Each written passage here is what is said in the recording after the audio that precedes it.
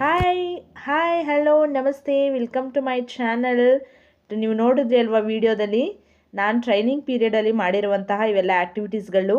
ಮತ್ತು ನಾನು ಲಾಸ್ಟ್ ವಿಡಿಯೋದಲ್ಲಿ ಹೇಳಿದ್ದೆ ಅಲ್ವಾ, ಕೆಲವೊಂದು ಆ್ಯಕ್ಟಿವಿಟೀಸ್ಗಳನ್ನ ನಾವು ಮನೇಲೇ ಮಕ್ಕಳಿಗೆ ಯಾವ ರೀತಿ ಹೇಳ್ಕೊಡ್ಬೋದು ಅಂತ. ಆ ಥರ ಮದರ್ಸ್ಗಳಿಗಾಗಿ ಕೆಲವೊಂದು ಡೈಲಿ ರುಟೀನ್ ಜೊತೆ ಡೈಲಿ ಒಂದೊಂದು ಆ್ಯಕ್ಟಿವಿಟೀಸ್ ಕಲಿಯೋಣ.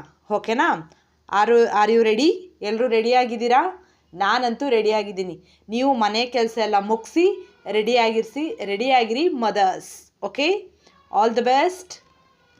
ಈಗ ನೆಕ್ಸ್ಟ್ ವಿಡಿಯೋಗೆ ಹೋಗೋಣ. ನಾವು ಮನೇಲಿ ಅಡುಗೆ ಎಲ್ಲ ಮುಗಿಸಿ ನಾವು ಸ್ಟಾರ್ಟ್ ಮಾಡೋಣ ಆ್ಯಕ್ಟಿವಿಟೀಸ್ನ. ಓಕೆನಾ?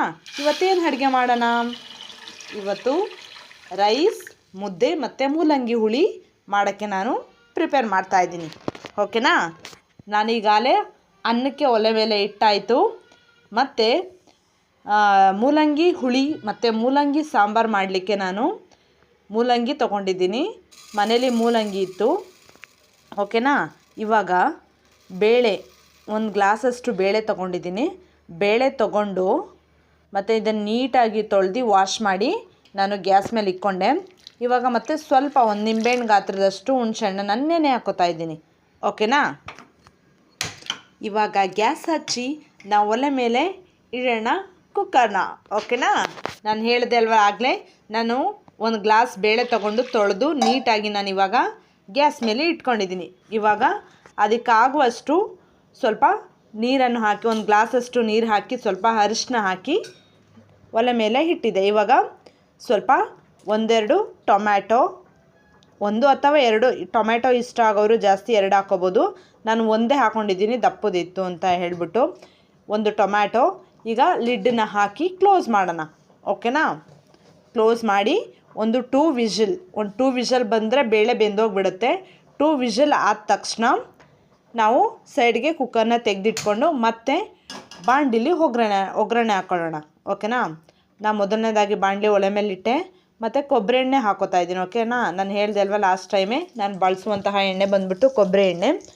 1 ಸ್ಪೂನು, ದೊಡ್ಡ ಸ್ಪೂನಲ್ಲಿ 1 ಸ್ಪೂನ್ ಎಣ್ಣೆ ಹಾಕ್ಕೊಂಡಿದ್ದೀನಿ. ಎಣ್ಣೆ, ಸಾಸಿವೆ ಮತ್ತು ಜೀರಿಗೆ ಹಾಕೋತಾ ಇದ್ದೀನಿ. ಓಕೆನಾ? ಜೀರಿಗೆ ಹಾಕ್ಕೊಂಡೆ. ಮತ್ತು ಇಂಗು ಇತ್ತು, ಇಂಗು ಇದ್ದರೆ ಹಾಕೋಬೋದು, ಇಲ್ಲಾಂದರೆ ಏನಿಲ್ಲ, ಅದು ಆಪ್ಷನಲ್ಲು. ನಾನು ಮನೇಲಿತ್ತು ಅಂತ ಹಾಕ್ತಾಯಿದ್ದೀನಿ ಅಷ್ಟೇ. ಸ್ವಲ್ಪ ಇಂಗು, ಚಿಟಿಕೆ ಗಾತ್ರದಷ್ಟು ಹಿಂಗೆ ಹಾಕ್ಕೊಂಡ್ರೆ ಸಾಕು. ಸ್ವಲ್ಪ ಒಂದೇ ಒಂದು ಒಣಮೆಣ್ಸಿನ್ಕಾಯಿ, ಅದನ್ನು ಸ್ವಲ್ಪ ಒಣಮೆಣ್ಸಿನ್ಕಾಯಿ ಒಂದು ಸ್ವಲ್ಪ ಫ್ರೈ ಆಗೋ ತನಕ ಈ ಥರ ಹಿಂಗೆ ಮಾಡಿ, ಇವಾಗ 2 ಆನಿಯನ್ ಕಟ್ ಮಾಡಿ ಇಟ್ಕೊಂಡಿದ್ದೆ. ಆನಿಯನ್ನು ಕೂಡ ನಾನು ಫ್ರೈ ಮಾಡಿ ಗೋಲ್ಡನ್ ಕಲರ್ ಥರ ಬರೋ ಥರ ಫ್ರೈ ಮಾಡಿ ಇಟ್ಕೊಂಡಿದ್ದೀನಿ. ಓಕೆನಾ? ಮತ್ತು ಇವಾಗ ಚೆನ್ನಾಗಿ ಅದು ಫ್ರೈ ಆಗಬೇಕು ಆನಿಯನು, ಆವಾಗಲೇ ಅದು ಟೇಸ್ಟು. ಓಕೆನಾ? ಮತ್ತು ಇವಾಗ ಕರ್ಬೇವಿನ ಸೊಪ್ಪು ಹಾಕಿ ಮತ್ತೆ ಬಾಡಿಸಿ ನಾವು ಮೂಲಂಗಿ ಕಟ್ ಮಾಡಿ ಇಟ್ಕೊಂಡಿದ್ದಿಲ್ವ ರೌಂಡ್ ಶೇಪು, ಅದನ್ನು ಹಾಕಿ ಮೂಲಂಗಿನೂ ಕೂಡ ನಾವು ಚೆನ್ನಾಗಿ ಎಣ್ಣೆಯಲ್ಲಿ ಹುರ್ಕೊಳ್ಳೋಣ. ಓಕೆನಾ? ಚೆನ್ನಾಗಿ ಅದು ಸ್ವಲ್ಪ ಹಸಿ ವಾಸನೆ ಹೋಗೋ ತನಕ ಮೂಲಂಗಿ ಚೆನ್ನಾಗಿ ಹುರ್ಕೋಬೇಕು. ಇವಾಗ ನಾವು ನೆನೆಸಿಟ್ಕೊಂಡಿದ್ವಿ ಅಲ್ವಾ ಹುಣಸೆ ಹಣ್ಣನ್ನು ನೀಟಾಗಿ ಸ್ವಲ್ಪ ಮೂಲಂಗಿ ಬೇಯೋವರೆಗೆ ನಾವು ಸ್ವಲ್ಪ ಹುಣಸೆಹಣ್ಣು ಹಾಕಿ, ಮತ್ತು ಖಾರದ ಪುಡಿ, ನಾವು ಮನೇಲೆಲ್ಲ ಖಾರದ ಪುಡಿ ಮಾಡಿಸಿಟ್ಕೊಂಡಿರ್ತೀವಿ. ಅದರಲ್ಲಿ 2 ಸ್ಪೂನಷ್ಟು ನಾನು ಖಾರದ ಪುಡಿ ಹಾಕಿ ಸ್ವಲ್ಪ, ಇವಾಗ ಬೇಳೆ ಬೇಯಿಸ್ಕೊಂಡಿದ್ವಿ ಅಲ್ವಾ, ಅದರಲ್ಲಿ ನೀರಿನಂಶ ಇರುತ್ತಲ್ವ ಮೇಲೆ, ಆ ನೀರಿನಂಶ ಕುಕ್ಕರಲ್ಲಿರೋದನ್ನು ನಾನು ಬಾಣಲಿಗೆ ಹಾಕ್ಬಿಟ್ಟು ಅದನ್ನು ಮ್ಯಾಶ್ ಮಾಡ್ಕೋತೀನಿ ಬೇಳೆನ. ಓಕೆನಾ? ಅದರಲ್ಲಿ ನೀರಿನಂಶನೇ ಇದ್ದು ನಾವು ಬೇಳೆ ಮ್ಯಾಶ್ ಮಾಡೋಕ್ಕೆ ಹೋದರೆ ಅದು ಬೇಳೆ ಮ್ಯಾಶ್ ಆಗೋಲ್ಲ. ಅದಕ್ಕೋಸ್ಕರ ಬೇಳೆಲಿರುವಂತಹ ನೀರನ್ನು ತೆಗೆದು ನಾನು ಬಾಣಲಿ ನಾವು ಒಗ್ಗರಣೆ ಹಾಕಿದ್ನಲ್ವ ಅದಕ್ಕೆ ಹಾಕ್ಬಿಟ್ಟೆ. ಇವಾಗ ಬೇಳೆನ ನಾವು ನಿಧಾನವಾಗಿ ಮ್ಯಾಶ್ ಮಾಡ್ಕೊಳ್ಳೋಣ. ಓಕೆನಾ? ಇವಾಗ ನೋಡ್ತಾ ಇದ್ರಲ್ವ ಎಷ್ಟು ಚೆನ್ನಾಗಿ ಮ್ಯಾಶ್ ಆಗಿದೆ ಬೇಳೆ. ನೀರಿನ ಬೆರಕೆಗೆ ನಾವು ಮ್ಯಾಶ್ ಮಾಡೋಕ್ಕೆ ಹೋದರೆ ಅದು ಮ್ಯಾಶ್ ಆಗೋಲ್ಲ, ಅದು ತಲೆಯಲ್ಲಿರಲಿ. ಓಕೆನಾ? ಇವಾಗ ನಾವು ಆ ನೀರೆಲ್ಲ ನಿಲ್ಲಿಗೆ ಬಾಣಲಿಗೆ ಹಾಕಿದ್ವಿ. ಇವಾಗ ಬೇಳೆನ ಮ್ಯಾಶ್ ಮಾಡಿ ಇಟ್ಕೊಂಡ್ವಿ. ಇವಾಗ ಸ್ವಲ್ಪ ಮೂಲಂಗಿ ಬೇಯ್ತಾ ಇದೆ ಸೈಡಲ್ಲಿ, ನೀವು ನೋಡ್ತಾ ಇದ್ದೀರಾ ಅಲ್ವಾ ಎಷ್ಟು ಚೆನ್ನಾಗಿ ಬೇಯ್ತಾ ಇದೆ. ಅದು ಚೆನ್ನಾಗಿ ಬೆಂದಮೇಲೆ ಸ್ವಲ್ಪ ನಾವು ಬೇಳೆ ಮ್ಯಾಶ್ ಮಾಡಿ ಇಟ್ಕೊಂಡಿದ್ವಲ್ಲ, ಆ ಬೇಳೆನ ನಿಧಾನವಾಗಿ ಇವಾಗ ಹಾಕಿ ಅದಕ್ಕೆ ತಿರ್ಗೋಣ. ಓಕೆನಾ? ನೋಡಿ, ಇನ್ನೊಂದು ಸ್ವಲ್ಪ ಅಲ್ಲಿ ಉಳಿದಿತ್ತು ಅಂತ ಹೇಳಿಬಿಟ್ಟು ನೀರು ಹಾಕ್ಬಿಟ್ಟು ಆ ಕುಕ್ಕರ್ನ ನಿಧಾನಕ್ಕೆ ಈ ಥರ ಎಲ್ಲ ಮಾಡಿ ನೀಟಾಗಿ ಬರೋ ಥರ ನೀರು ಹಾಕಿ, ಸ್ವಲ್ಪ ಇನ್ನೊಂದು ಸ್ವಲ್ಪ ನೀರು ಹಾಕಿ ಬೇಳೆನ ನಿಧಾನವಾಗಿ ಇವಾಗ ತಿರುಗಿಸೋಣ. ಇಷ್ಟೇ ಸಾಂಬಾರು, ಸಿಂಪಲ್ ರೆಸಿಪಿ. ಓಕೆನಾ. ಅಲ್ಲಿ ನಾವು ಕುಕ್ಕರಲ್ಲಿ ಬೇಳೆ ಇಟ್ಕೋತೀವಿ, ಇಲ್ಲಿ ಒಗ್ಗರಣೆ ಕೊಟ್ಟು 5 ನಿಮಿಷದೊಳಗೆ ನಾವು ಸಾಂಬಾರು ರೆಡಿ ಮಾಡ್ಕೋಬೋದು. ತುಂಬ ಈಸಿ ಮೂಲಂಗಿ ಸಾಂಬಾರು. ಮೂಲಂಗಿ ಸ್ಮೆಲ್ಲೇ ಬರಲ್ಲ ಆ ಥರ. ಓಕೆನಾ. ಇವಾಗ ನಾವು ಚೆನ್ನಾಗಿ ಸ್ವಲ್ಪ ಅದು ಕುದಿ ಹತ್ತೋ ತನಕ ಬಿಟ್ಬಿಟ್ಟು ನಿಧಾನವಾಗಿ ಇವಾಗ ನಾವು ಲಿಡ್ಡನ್ನು ಕ್ಲೋಸ್ ಮಾಡಿ ನಿಧಾನವಾಗಿ ಇವಾಗ ಬೇಯಿಸೋಣ. ಮೂಲಂಗಿ ಎಲ್ಲ ಚೆನ್ನಾಗಿ ಬೆಂದರೆ ರುಚಿಯಾಗಿ ಚೆನ್ನಾಗಿ ಕೊಡುತ್ತೆ ಅಂತ. ಓಕೆನಾ. ನಿಧಾನವಾಗಿ ಅದು ಬೇಯಲಿ, ನೋಡೋಣ. ಇವಾಗ ಬೇಯ್ತಲ್ಲ, ಚೆನ್ನಾಗಿ ಬೆಂದಿದೆ ಅನಿಸುತ್ತೆ. ಇವಾಗ ಕೊತ್ತಂಬರಿ ಸೊಪ್ಪೆಲ್ಲ ಹಾಕಿಬಿಟ್ಟು ನಾವು ಇವಾಗ ಅದ್ರ ಜೊತೆ ಸ್ವಲ್ಪ ತಿರ್ಗೋಣ. ಸ್ವಲ್ಪ ಕೊತ್ತಂಬರಿ ಸೊಪ್ಪು ಜಾಸ್ತಿನೇ ಹಾಕ್ಕೊಳ್ಳಿ, ಚೆನ್ನಾಗಿ ಫ್ಲೇವರ್ ಚೆನ್ನಾಗಿರುತ್ತೆ ಅಂತ ಅಷ್ಟೇ, ಇನ್ನೇನಿಲ್ಲ. ನೋಡಿ ಸಾಂಬಾರು ರೆಡಿ. ಇವಾಗ ಅನ್ನ, ಮುದ್ದೆ ಮತ್ತು ಮೂಲಂಗಿ ಹುಳಿ ತಿಂತಾ ಇದ್ದರೆ ವಾವ್. ಲಿಡ್ಡನ್ನ ಕ್ಲೋಸ್ ಮಾಡಿದ್ವಿ ಅಲ್ವಾ, ಹಿಂಗೆ ಸ್ವಲ್ಪ ಹೊತ್ತು ಬೇಯಿಸೋಣ. ಓಕೆನಾ. ಅದು ಮೂಲಂಗಿ ಚೆನ್ನಾಗಿ ಬೇಯಬೇಕು. ಮತ್ತು ಬೇಳೆ ಎಲ್ಲ ಚೆನ್ನಾಗಿ ಬೆಂದಿರೋ ಬೇಳೆ ಎಲ್ಲ ಉಪ್ಪೆಲ್ಲ ಇವಾಗ ಹಾಕಿದೆಲ್ಲ ಚೆನ್ನಾಗಿ ಅದು ಹೊಂದ್ಕೊಳ್ಳೋ ಥರ ಬೇಯಬೇಕು.